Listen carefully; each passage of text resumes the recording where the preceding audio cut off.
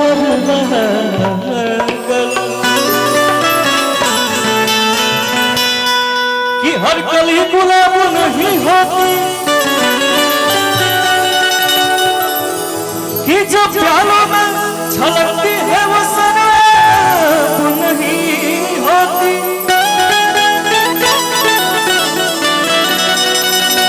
झूठे उम्मीद पे ताजमहल बनाने वाले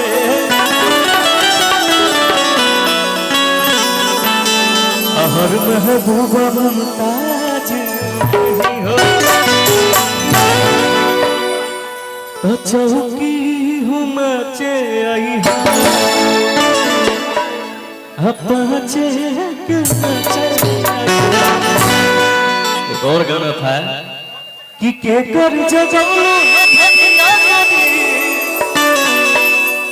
भैया सीटी मत माराया कि कह बुतौलू है किया करी हरी हरी ओढ़नी तो हरी छूटल कौन हर बगिया गोरी। लेकिन यहाँ की खूबसूरती खातिर तो बस एक ही गाना बा भैया कि हमारे खातिर तोहरा के हाँ दुनिया में भेजले कि हमारे खातिर तोहरा के हाँ दुनिया में भेजले कि भगवान बड़ी फुर्सत से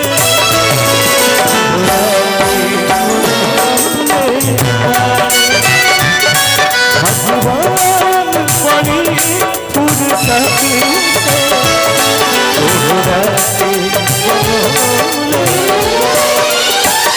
हमारे खातिर तोहरा के दुनिया में भेजले हमारे खातिर तोहरा के दुनिया में भेजले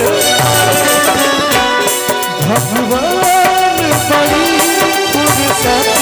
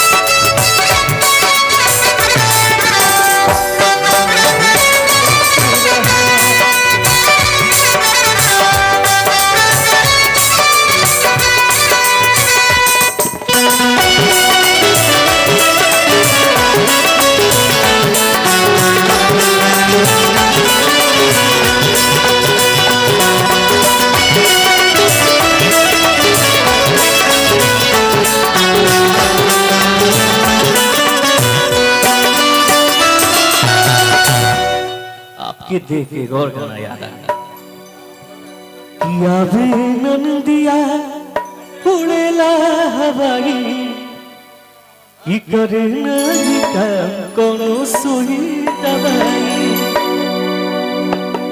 कि फिर दिया के रंग में रंग जाला जब के हो दिल में समा जाला के दिल में समा जाला कि अथवा तोहार जैसे भोर के किरनिया अखियाँ मसार के समाई का दुनिया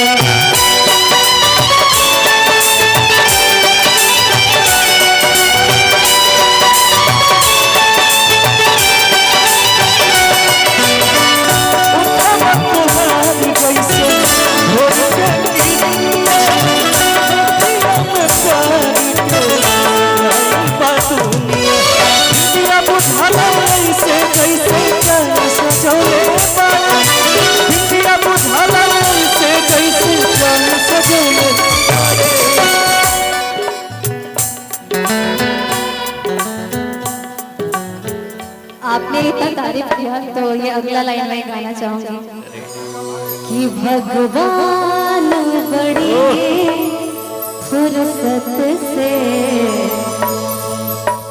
रुआ के बनौले बड़े। अब इतना बड़ाई हो जाए तो हम कहीं कूद के जान दे देगा। नहीं नहीं, जान देने की जरूरत नहीं है। मैं वो गाना भूल गई थी बट विनय जी को देख के याद आ गया कि छाती कर ले उतान हर दम कचर ले पान। छाती कर ले उतान हर दम कचर ले पान। असगरो चलल बचला रंग बाज राजा के। अब यही लाइन अब आप गाइए। लेकिन कैसे चलल बा कियारा जिला घर बात कौन बात के डाल बा। आरा जिला उखाड़ देला किला। एक लाइन और कि जादू भरल अखिया जादू अस कैले बा कि जनों से ज्यादा कहके हम जानेला कि तू जिंदगी में जब से आई जान बन के भगवान के मन लगनी कि भगवान के मन लगनी। यहाँ के जोड़ा बा एक बार यहाँ खाती ताली बजाती हैं आप सब। ना ना मजा ना आई, सब जना थक दिल बड़ा लोग। हाँ पावर नहीं के देखा था हमारा। धनियारा जिला के पावर दिखावा जा। हाँ भैया जियो लागत है थक गए लोग। गर्लफ्रेंड के फोन आवत हो यही से रात हो गई ना। और फोन नहीं पूछती होगी बाबू कहाँ हो तुम लोग, तो कहो तू बोलो डिम्पल सिंह और बीने तिवारी के प्रोग्राम देखे गए रहने। ये कहो तुम बोलो ना कहाँ जाना। लेकिन एक बार वो डायलॉग कि झमकावला से एक बार बोल दीजिए कसम से। जब यहाँ के बोली ला तो बड़ा अच्छा लगेला हो भाई। कि बोलिया में कौन तोहरा जादू बात जान हो कि तोहरा के पावे ना बेकाबू बापरन हो। आपकी वॉइस इतनी प्यारी है ना कि कनेक्ट हो रहा है। बहुत प्यारी वॉइस है आपकी, बहुत प्यारी। एक बार बोल दी पावर कहाँ से शुरू हो रहा है। झमकावला से होई जी नानू। आप लोग पता नहीं क्यों यही रिपीट करवा रहे हो मेरे से, बोर हो गई मैं बोलते हुए। पावर आरा से ही शुरू होला जी और आरा ही खत्म। पावर दूसर के हो कहाँ से ले ली। ठीक नो अब इतने बोलो। अभिनय जी आप गाइए मुझे। कि केहू की मन रहे ओकरा बस में सोना हसीना सदा सो रहे बारात में।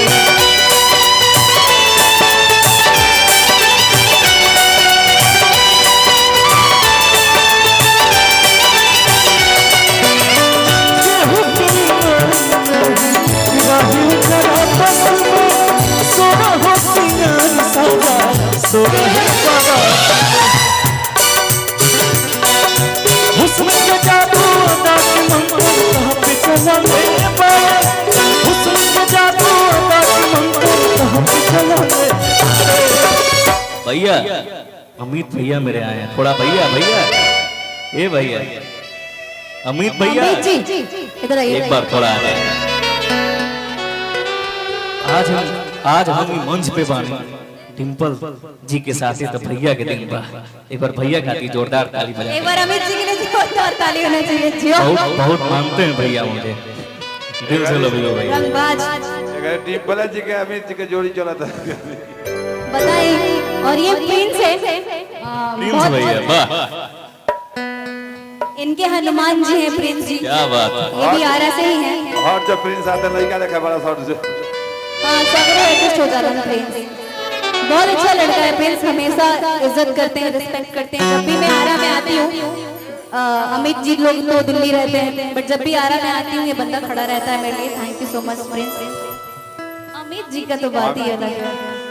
अमित जी के रिश्ता से तो 200 लाख नहीं टीम पर फिर सब हट अमित जी के रिश्ता से पूरा लाख नहीं टीम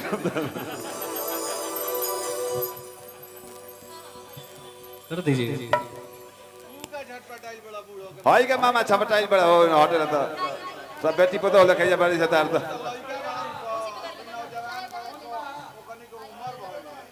सब बेटी पतो हो लखे भाई सही के लिए बड़ा जो किया ही हो दादा किया ही हो